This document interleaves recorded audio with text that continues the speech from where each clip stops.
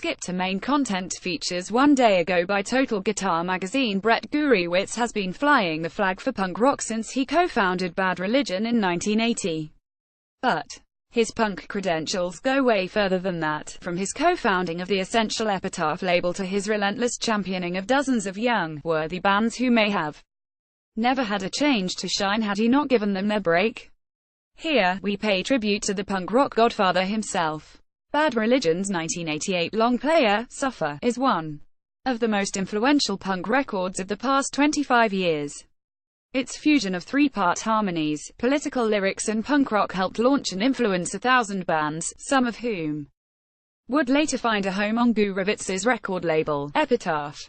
I think we definitely stood out, and we were the quintessential Californian punk band, because we started putting in harmonies that were clearly inspired by the surf sounds of the region. I am proud of Suffer, and I'm proud of the influence my band has had on music in general. I think that record was the start of it, too. He helped to make 80s punk more intelligent since the release of their debut album, How Could Hell Be Any Worse? In 1982, Bad Religion have always tackled political issues head-on.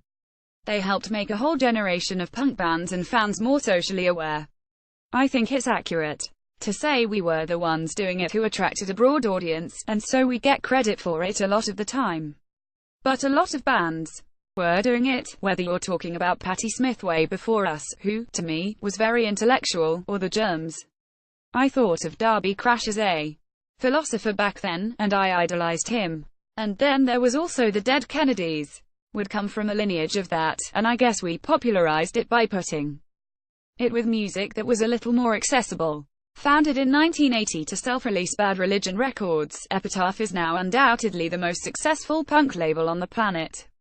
The phenomenal crossover success of The Offspring's 1994 album, Smash, which has sold over 12 million copies worldwide, has helped enable Brett to continually invest in a plethora of new talent. Epitaph is just this big organic thing.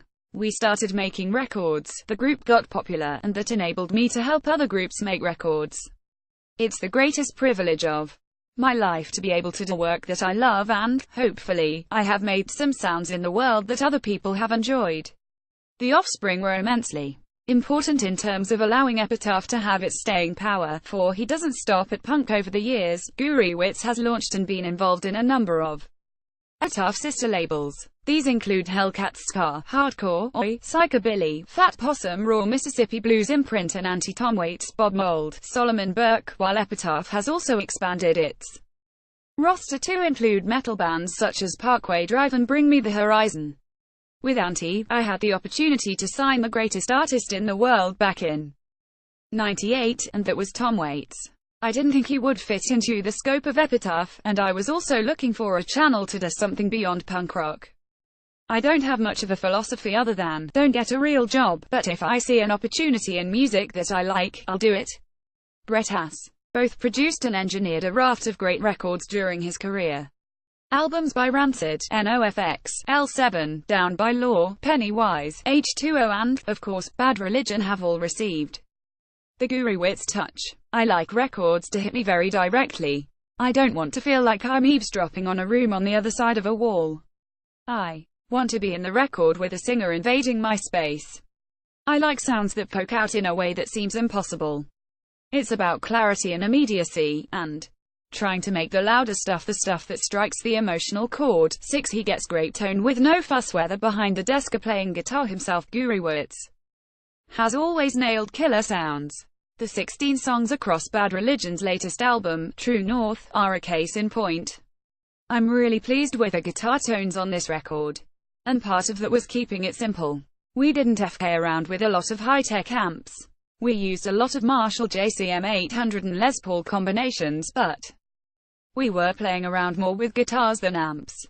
One thing that was really eye-opening, and actually really fun for me, was using the Kurt Cobain Jaguar, which I just got from Fender. It has a very unique, rich sound, and has a lot of harmonics because the bridge isn't a through-body bridge. I wouldn't use it on its own, but I would sometimes combine it with a Les Paul. 7. He's still punk at 55. True North is jam-packed with short, sharp, speedy punk songs, matching weighty political insight. With aggressive immediacy, I basically sat down and I tried to figure out the essence of what Bad Religion really is, and what really informed our early writing. And, of course, punk rock was partly a reaction against the self-indulgence of the music of the time.